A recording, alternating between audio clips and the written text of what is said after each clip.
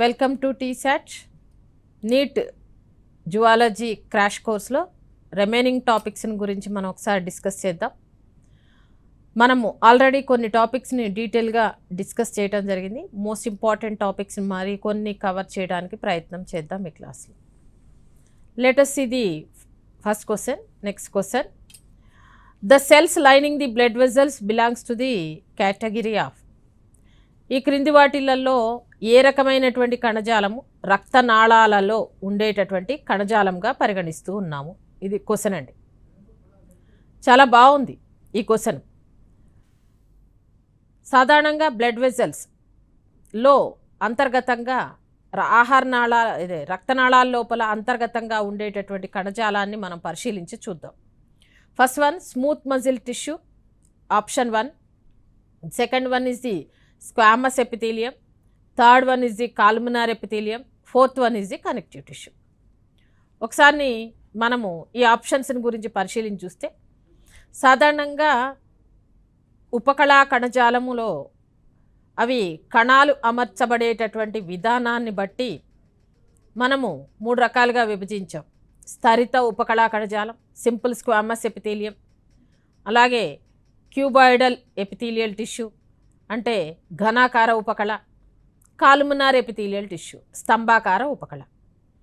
ఈ 3 రకాల్లో మనకి రక్తనాళాలు ఏ రకమైన కణజాలంతో ఏర్పడ్డాయో చూద్దాం. First one, smooth muscle cells tissue అంటే మనకు మజిల్ టిష్యూ అన్నారు. అంటే మజిల్ టిష్యూ అంటే స్మూత్ మజిల్ టిష్యూ అంటే it is not related with the epithelial tissue. You should remember. ఇక్కడ కండర కణజాలం గురించి మాట్లాడుతున్నాం, నునుపు కండర కణజాలం గురించి, కాబట్టి ఇది ఆన్సర్ అవ్వడానికి వీల్లేదు. రెండవది squamous epithelial tissue. Squamous epithelial tissue అనేటటువంటిది చూసినట్లయితే సాధారణంగా రక్తనాళాల లోపల స్క్వామస్ ఎపిథీలియల్ టిష్యూ అనేటటువంటిది అధికంగా ఉండేటటువంటి కణజాలం. Third one is the columnar epithelial tissue, స్తంభాకార ఉపకళా కణజాలం.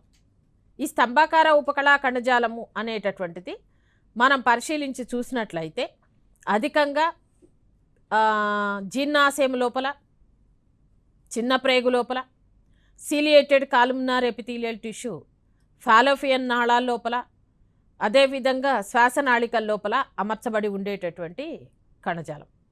సో కనెక్టివ్ టిష్యూ అనేది ఇక్కడ మనకు రక్తనాళాల్లో ఉండటానికి అవకాశం లేదు. కాబట్టి first answer is the correct answer. Second answer is the correct answer, that is the squamous epithelial tissue. Next second క్వశ్చన్కి వెళ్దామండి. The ciliated columnar epithelial cells in humans are known to occur in. Ciliated అంటే కశాభయుత కాల్మునార్ epithelial tissue స్తంభాకార ఉపకళా కణజాలాలు ఈ క్రింది వాటిల్లో ఏ భాగాల్లో కనిపిస్తాయని మనల్ని అడగటం జరిగింది. వీటిలో మనం ఆప్షన్స్ని చూసినట్లయితే, ఒకటి Eustachian tube and stomach lining, రెండవది బ్రాంక్యూల్స్ అండ్ ఫాలోపియన్ ట్యూబ్యూల్స్, మూడవది bile duct and oesophagus, fourth one is the fallopian tube and urethra. If you see the answers, eustachian tube and stomach line. Eustachian tube is the tube which connects the internal ear with the pharynx. Generally, the eustachian tube internally connected with that is the one type of connective tissue. So internally stomach is lined up with the columnar tissue, so it is not related with our epithelial tissue eustachian tube. This is the wrong answer. Second one, bronchioles and fallopian tubules. So all the bronchioles means the fine branches of the primary and secondary bronchus is known as the bronchioles, which are innervated into the alveoli. ప్రాథమిక, ద్వితీయ శ్వాసనాళిక చివరి భాగాలను శ్వాసనాళికలు అంటాం. ఈ శ్వాసనాళికలన్నీ కూడా మనకి alveoli అంటే వాయుకోశాల లోపల అంతమవుతాయి. వీటి లోపల మనము సీలియేటెడ్ కాల్మునార్ టిష్యూని చూడొచ్చు. అలాగే ఫాలోపియన్ ట్యూబ్యూల్స్ అంటే శ్రీబీజ వాహికల లోపల కూడా సీలియేటెడ్ కాల్మునార్ టిష్యూ ఉంటుంది. కాబట్టి second answer is the correct answer.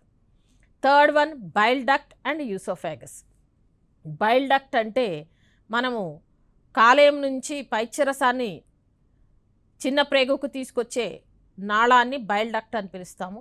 యూసోఫాగస్ ఇక్కడ మనకి సీలియేటెడ్ కాలుమినార్ ఎపిథీలియము కనపడదు. Next one Fallopian tubule and urethra. Fallopian ట్యూబ్యూల్లో మనం సీలియేటెడ్ కాలుమినార్ ఎపిథీలియం ఉంటుంది, కానీ యురెత్రా అంటే యూరినరీ బ్లాడర్ లోపల pseudo stratified stratified epithelial tissue ఉంటుంది.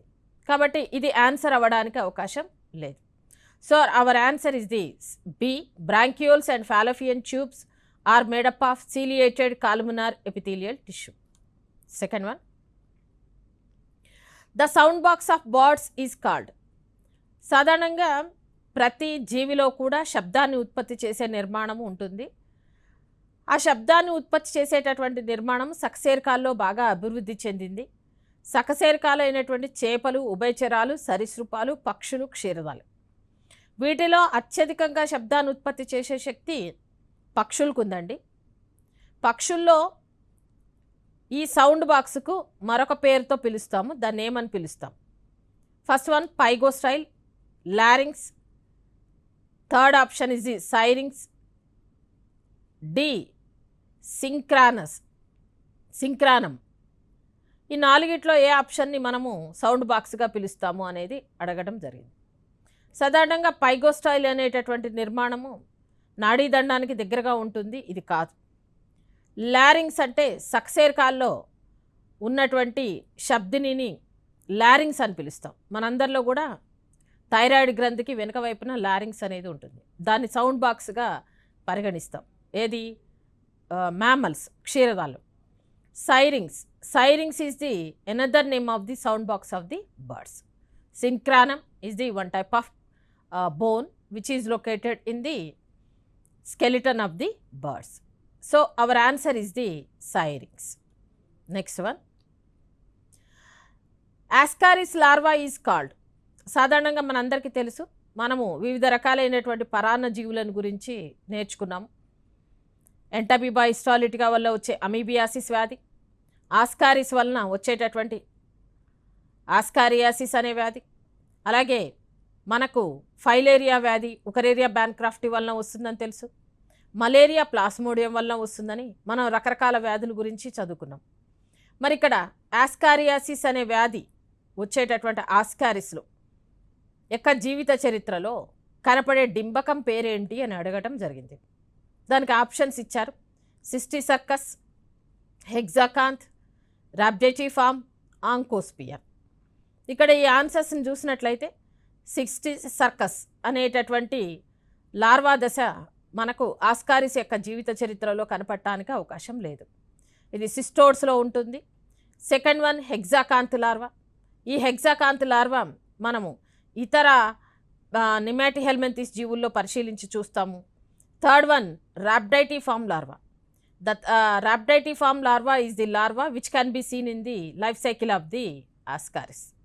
ఆంకోస్పియర్ అనేటటువంటి లార్వా దశ మనకు ఆస్కారిస్ యొక్క జీవిత చరిత్రలో కనబడటానికి అవకాశం లేదు. So our answer is the rhabditiform larva. Next, eutherians are characterised by. ఇక మ్యామల్స్కి సంబంధించి, క్షీరదాలకు సంబంధించినటువంటి ప్రశ్న ఇక్కడ అడగడం జరిగిందండి. యూథీరియన్స్ మ్యామల్స్ని మనము హైలీ డెవలప్డ్ మ్యామల్స్ క్షీరదాలను యూథీరియన్స్ అంటాం.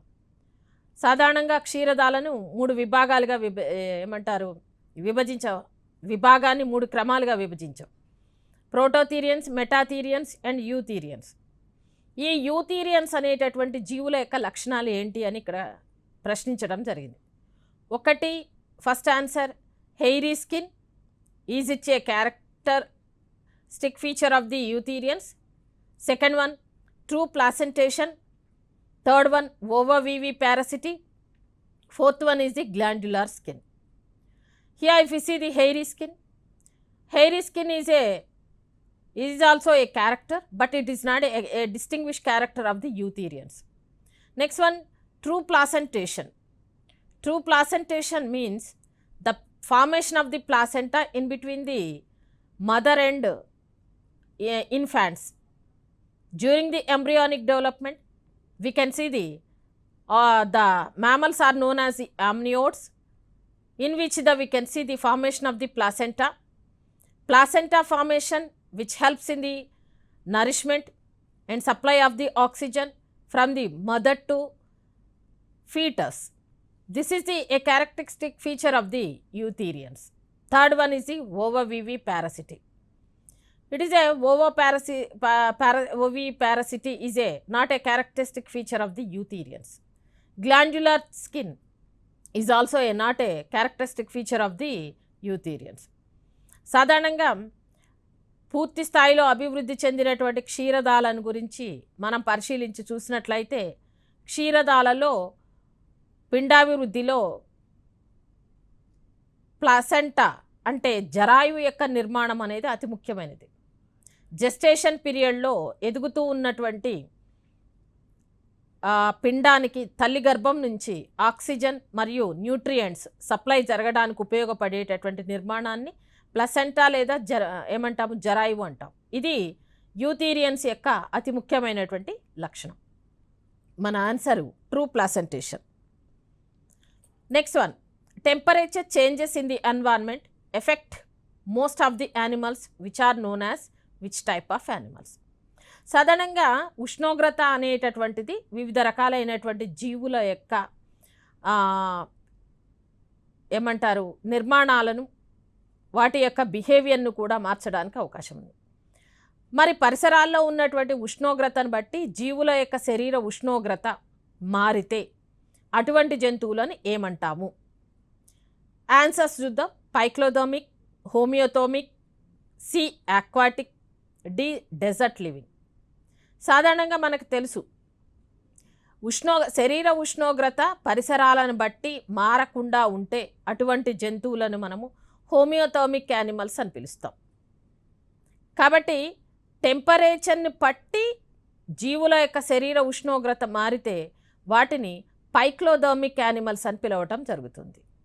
సో మన ఆన్సర్ ఇక్కడ poikilothermic animals, the animals which can change their body temperature according to the environment, the changes which occurs in the climate of those regions.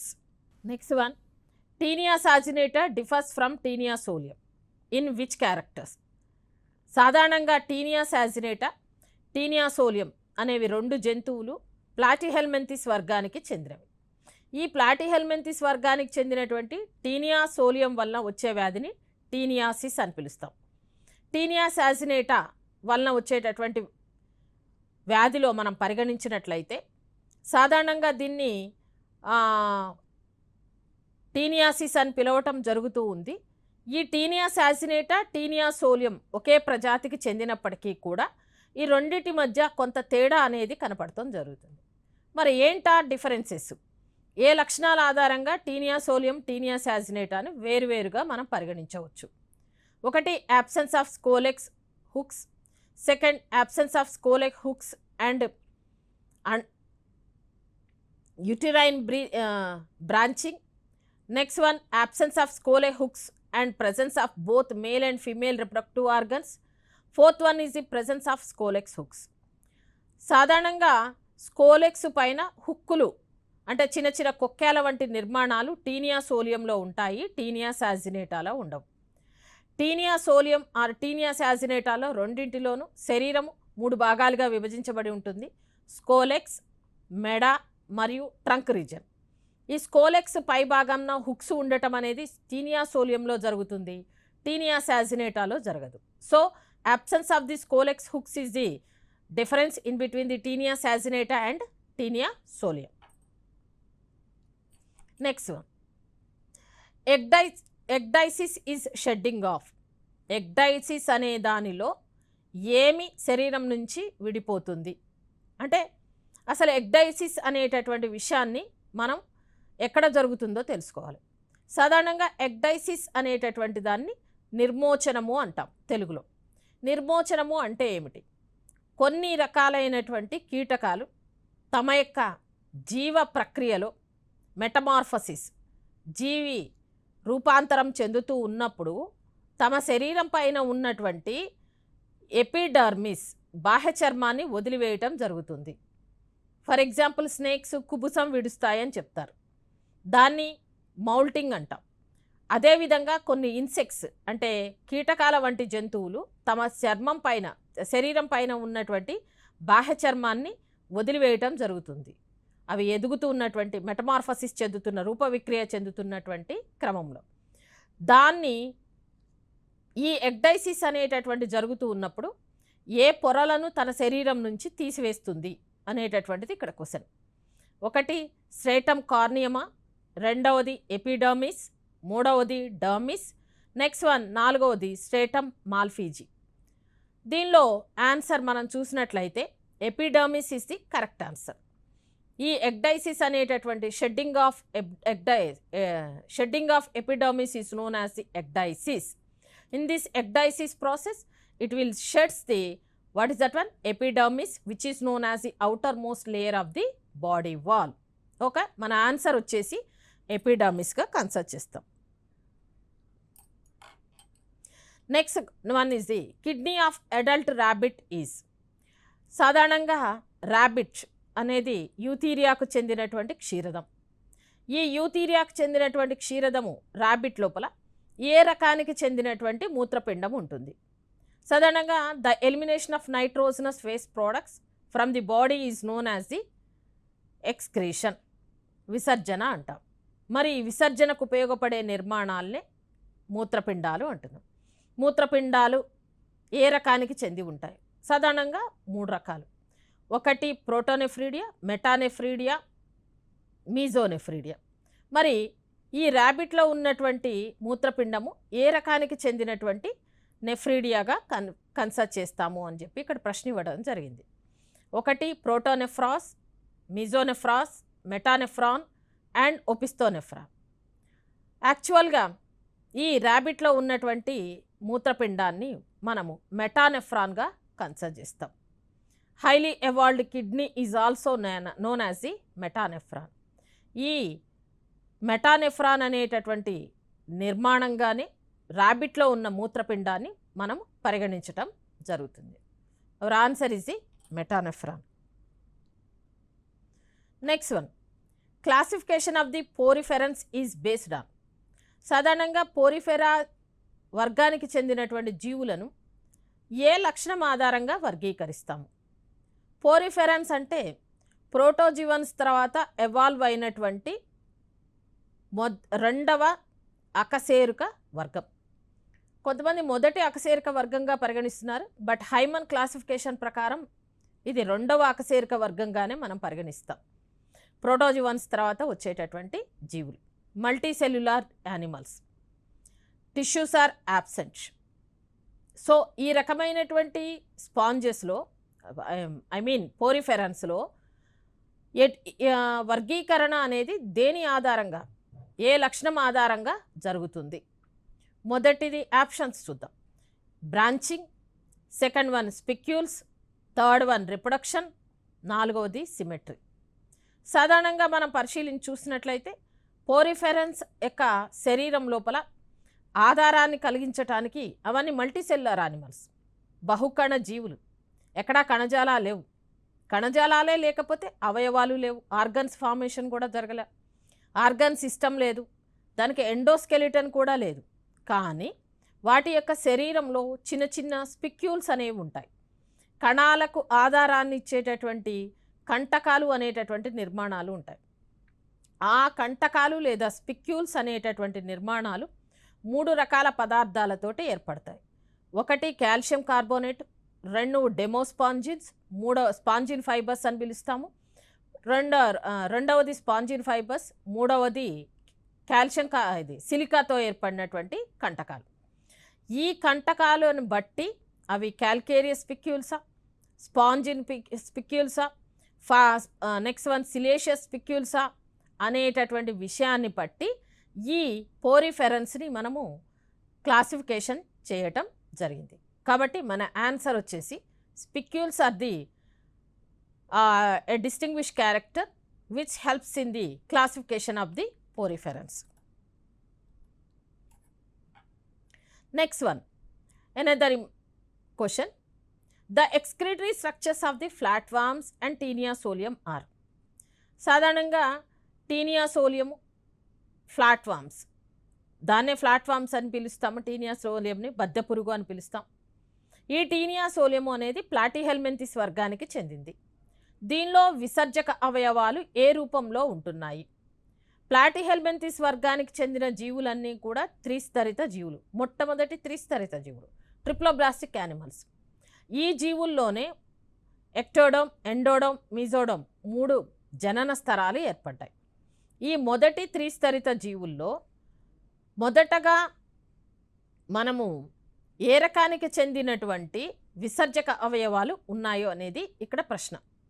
ఒకటి flame cells, second one protonephridia, third one Malpighian tubules, fourth one is the green glands. ఇక్కడ options చూసినట్లయితే green glands, Malpighian tubules are the glands which excretory glands which can be seen in the arthropod like the animals. Green glands కానీ Malpighian tubules కానీ మనకు ఎక్కడ ఆర్థోపడా వర్గంలో కనిపించేటటువంటి విసర్జక అవయవాలు. ఇక protonephridia and flame cells. ఇక మనం చూసినట్లయితే టీనియాసోలియంలో మాత్రం ఫ్లేమ్ సెల్స్ లేదా జ్వాలా కణాలు అనేటటువంటి నిర్మాణాలు అతి ముఖ్యమైనటువంటి ఎక్స్క్రిటరీ స్ట్రక్చర్స్గా పరిగణిస్తాం. కాబట్టి మన ఆన్సర్ వచ్చేసి ఇక్కడ flame cells. Next one, metamorphosis of insects is regulated through the one hormone, name that hormone. Metamorphosis రూప విక్రియ ఇప్పుడే చెప్పుకున్నాం మనం. మెటమార్ఫసిస్ జరగడం కోసం ఎగ్డైసిస్ జరుగుతుందని. Ecdysis means shedding of the epidermis is known as the ecdysis. ఈ ఎగ్డైసిస్ అనేటటువంటి ప్రక్రియ రూప విక్రియకు ఉపయోగపడుతుంది. మరి ఏ హార్మోను ఈ మెటమార్ఫసిస్కు ఉపయోగపడుతుంది అనేటటువంటి విషయాన్ని మనకి ఇక్కడ ప్రశ్నించడం జరిగింది. ఆప్షన్స్ చూద్దామండి. ఒకటి thyroxine, next pheromone, third one is the ecdysone, fourth one is the all of this. ఈ హార్మోన్లన్నీ ఎగ్డైసిస్కు ఉపయోగపడుతున్నాయా అంటే మెటమార్ఫసిస్కు ఉపయోగపడుతున్నాయా చూద్దాం. థైరాక్సిన్ అంటే అది ఒక హార్మోను. ఈ హార్మోను ఇన్సెక్ట్స్ వంటి అకశేరుకాల్లో ఉండడానికి అవకాశం లేదు. Pheromones are the one type of substances which are secreted by the insects, but they pheromones are helps in the only reproduction purpose. Pheromones అనేటటువంటివి ఇన్సెక్ట్స్ మధ్యలో ప్రత్యుత్పత్తి జరగడానికి ఉపయోగపడేటటువంటి పదార్థాలే కానీ ఎగ్డైసిస్కు ఉపయోగపడేటటువంటి పదార్థము కాదు. Third one is the ecdysone. So our answer is the ecdysone is the hormone which is responsible for the metamorphosis. Next one,